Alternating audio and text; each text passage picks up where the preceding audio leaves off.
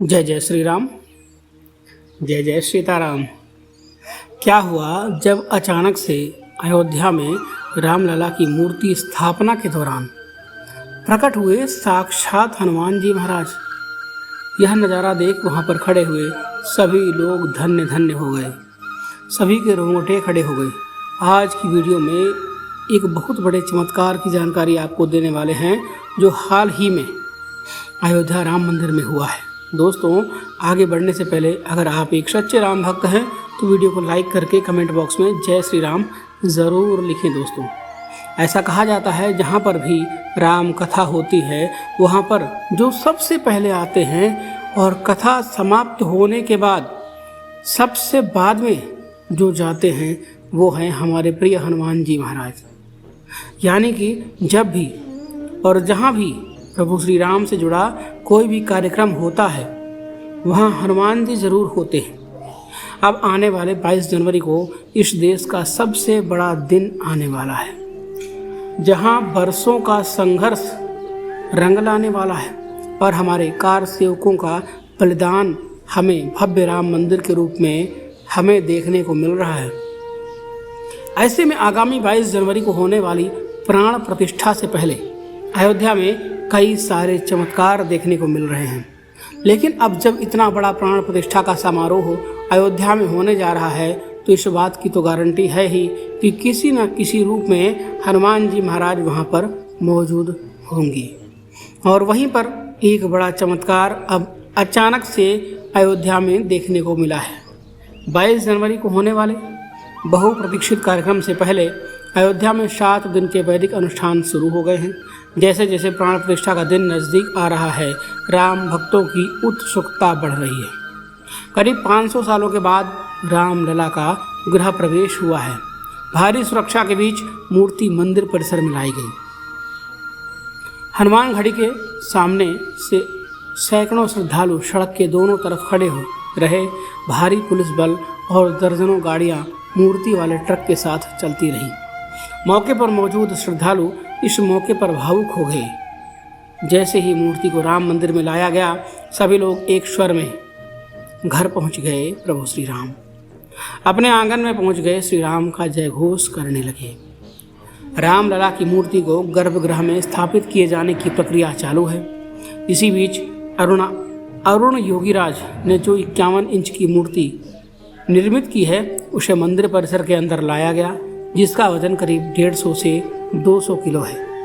रामलला की मूर्ति को गर्भगृह में बने आसन पर रख दिया गया। कारीगरों ने मूर्ति को आसन पर खड़ा किया। इस प्रोसेस में करीब 4 घंटे लगे। लेकिन इस पूरी प्रक्रिया के दौरान एक सबसे बड़ा चमत्कार यह दिखाई दिया कि जब कार्यशाला से राम मंदिर में ट्रक के माध्यम से रामलला की जो मूर्ति लाई जा रही थी तब पूरे मार्ग में ट्रक के साथ साथ एक बंदर चलता हुआ दिखाई दिया। जिस जिस दिशा में ट्रक जाता वह बंदर भी उस दिशा में चलता रहा। सभी भक्त यह नज़ारा अपनी आंखों से देख रहे थे और उस बंदर को साक्षात हनुमान जी का अवतार मान रहे थे। जय श्री राम, जय श्री राम, जय हनुमान जी के नारे लग रहे थे। और जब क्रेन की सहायता से राम मंदिर परिसर में रामलला की मूर्ति को उतारा गया तो गौरतलब बात यह है कि बंदर उस समय भी वहाँ पर मौजूद था। और जब सभी मजदूरों की सहायता से मूर्ति को गर्भगृह के अंदर खड़ा किया जा रहा था तो वह बंदर रामलला की उस मूर्ति को ऐसे निहार रहा था जैसे मानो साक्षात श्री हनुमान जी महाराज वहाँ उपस्थित हो। ऐसा कहा जा रहा है कि मंदिर में पहली बार रामलला की मूर्ति स्थापित करने के पश्चात वह बंदर अचानक ही कहीं अंतर्ध्यान हो गया। इसी चमत्कार पर सभी राम भक्त कमेंट बॉक्स में जय श्री राम, जय हनुमान ज़रूर लिखिएगा। अब दोस्तों, आप सभी के मन में एक सवाल ज़रूर आ रहा होगा, आखिर राम मंदिर के गर्भगृह में इस नई मूर्ति को स्थापित किया जाएगा तो आखिर रामलला की उस मूर्ति का क्या होगा जो 1939 में मस्जिद के गुम्बद के नीचे से प्रकट हुई थी। आचार्य सत्येंद्र दास रामलला विराजमान को सबसे पहले ज़्यादा अहम बताते हुए कहते हैं कि नए वाले भगवान राम का तो भव्य मंदिर बन ही गया है, लेकिन ज़्यादा महत्व इन्हीं 1939 वाले रामलला का है। कोर्ट ने इन्हीं रामलला विराजमान के आधार पर फैसला दिया है कि यही राम जन्मभूमि है। इसी के बाद मंदिर बनना शुरू हुआ है।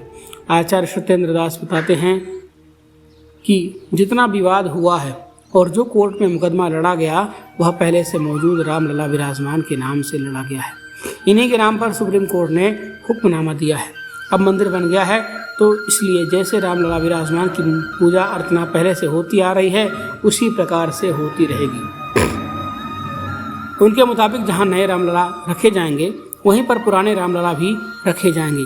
रामलला की पूजा के बारे में आचार्य सत्येंद्र दास कहते हैं, सभी संप्रदाय अपनी पद्धति के हिसाब से रामलला विराजमान की पूजा अर्चना करते हैं।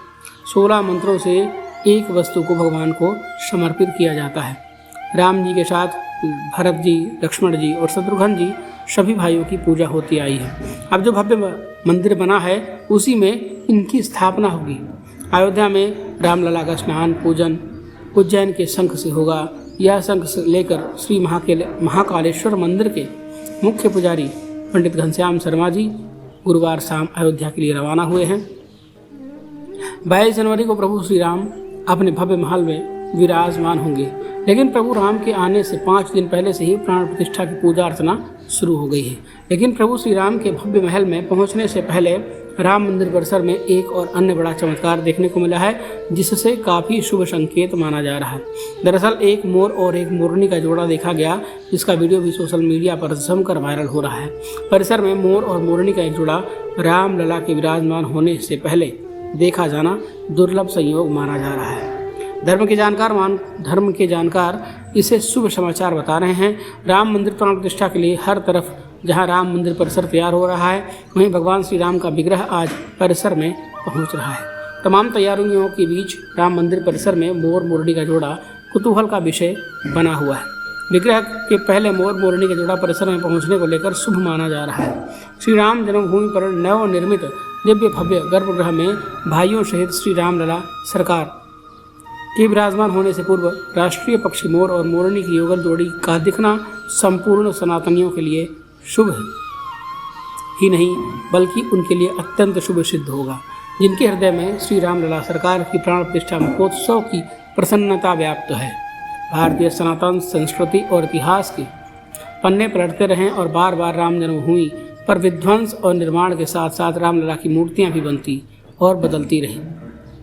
राम जन्मभूमि मंदिर में रामलला की मूर्ति की कहानी बड़ी दिलचस्प है।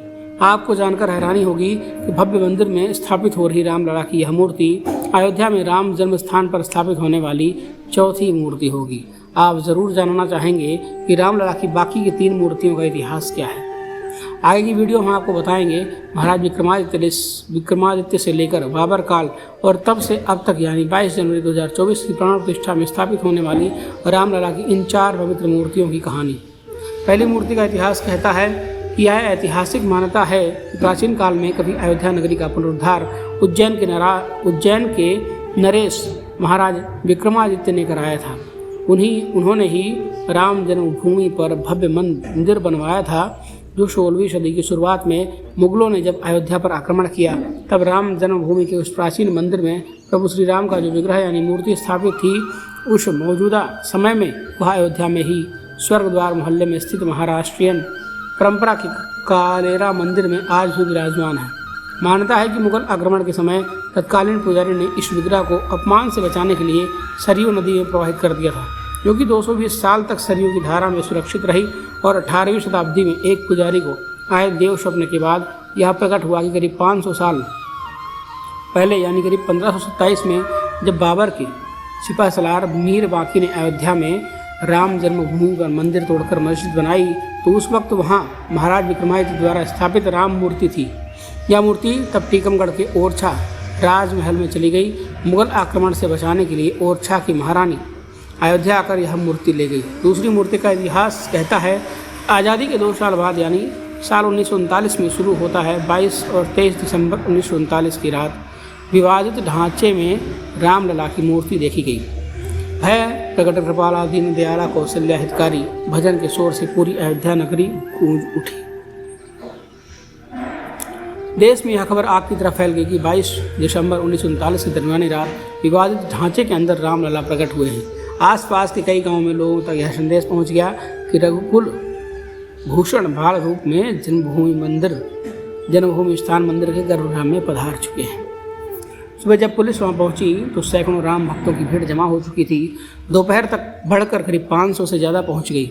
25 दिसंबर 1939 को पुलिस ने मस्जिद में मूर्तियां रखने का मुकदमा दर्ज किया, जिसके आधार पर 29 दिसंबर 1939 को विवादित ढांचे पर ताला लगा दिया गया, जो कि जिला जज के आदेश के बाद 1 फरवरी 1986 को दोबारा खोला गया। यहीं से राम मंदिर आंदोलन को नई ऊर्जा मिली। तीसरी मूर्ति का इतिहास कहता है कि वरिष्ठ पत्रकार हेमंत शर्मा, जो बाबरी विध्वंस के दिन खुद उस जगह पर मौजूद थे, अपनी किताब युद्ध में अयोध्या में लिखते हैं कि 6 दिसंबर 1992 को कार सेवा के लिए अयोध्या में जुटी भीड़ अचानक बाबरी ढांचे को तोड़ने में जुट गई। 3:45 बजते विवादित ढांचे का बाया गुंबद नीचे गिर गया और इस बीच मुख्य गुंबद 4:40 पर नीचे गिराया। ढांचा गिरते ही कार सेवकों ने पूरी ताकत से मलबे को समतल बनाने में लगा दिए, ताकि वहां पर फिर से रामलला को जल्दी से जल्दी स्थापित किया जा सके। कार सेवकों ने ढांचे का मलबा पीछे खाई में गिराया और जमीन को समतल करने के काम में लग गए। आनंद फानन में अयोध्या से राजा अयोध्या ने अपने घर से रामलला की मूर्तियां भिजवाईं, जो उनकी दादी ने इसी काम के लिए अपने घर में एक अस्थायी मंदिर बनाकर उस पर रखी थी। और रामलला की चौथी मूर्ति की कहानी तो हम सभी जानते हैं। अयोध्या में भगवान राम का भव्य मंदिर बनकर तैयार हो चुका है और उसमें स्थापित हो रही हैं रामलला की मूर्ति, जो इतिहास में चौथी मूर्ति होगी या बाल रूप में होगी। इसमें भगवान राम 5 साल के बालक के रूप में धनुष और बाण पकड़े हुए होंगे। यह मूर्ति 51 इंच ऊंचाई वाली होगी। राम मंदिर में प्राण प्रतिष्ठित के लिए नेपाल से शालिग्राम से लेकर मैसूर और राजस्थान तक के पत्थर मंगाए गए हैं। 3 मूर्तियों का निर्माण कराया गया है। रामलला की पहली मूर्ति गणेश भट्ट ने बनाई, दूसरी सत्यनारायण पांडे जी ने और तीसरी प्रतिमा अरुण योगीराज ने बनाई है। इनमें से 2 फाइनल की गई मूर्तियां स्थापित हो रही हैं। जिस प्रतिमा की गर्भगृह में प्राण प्रतिष्ठा होने वाली है उसे चर उत्सव नाम दिया गया है। वहीं दूसरी प्रतिमा जिसे मंदिर प्रांगण में स्थापित किया जाएगा उसे अचल मूर्ति नाम दिया गया है। अरुण योगीराज के द्वारा बनाई गई मूर्ति मंदिर के अंदर, मुख्य मंदिर के अंदर गर्भगृह में स्थापित हो रही है। आशा करते हैं दोस्तों हमारी आज की वीडियो से आपको राम मंदिर का इतिहास जानने को मिला होगा। हमारा सौभाग्य है कि हम राम मंदिर की प्राण प्रतिष्ठा अपनी आंखों से देखने वाले हैं, लेकिन इसी प्राण प्रतिष्ठा के साथ उन कार सेवकों की आत्मा को भी शांति मिलने वाली है, जिन्होंने हंसते हंसते राम मंदिर के लिए अपने प्राणों का न्यौछावर कर दिया। आप भी नीचे कमेंट बॉक्स में उनके लिए श्रद्धांजलि जरूर अर्पित करें। और अगर आपको यह वीडियो पसंद आई हो तो वीडियो को लाइक करना मत भूलिएगा। चैनल को भी सब्सक्राइब कर लीजिए और सच्चे सनातनी हैं तो कमेंट बॉक्स में जय श्री राम लिखकर जय श्री राम जरूर लिखें। मिलते हैं एक नई वीडियो में एक नई जानकारी के साथ। तब तक के लिए धन्यवाद। हर हर महादेव।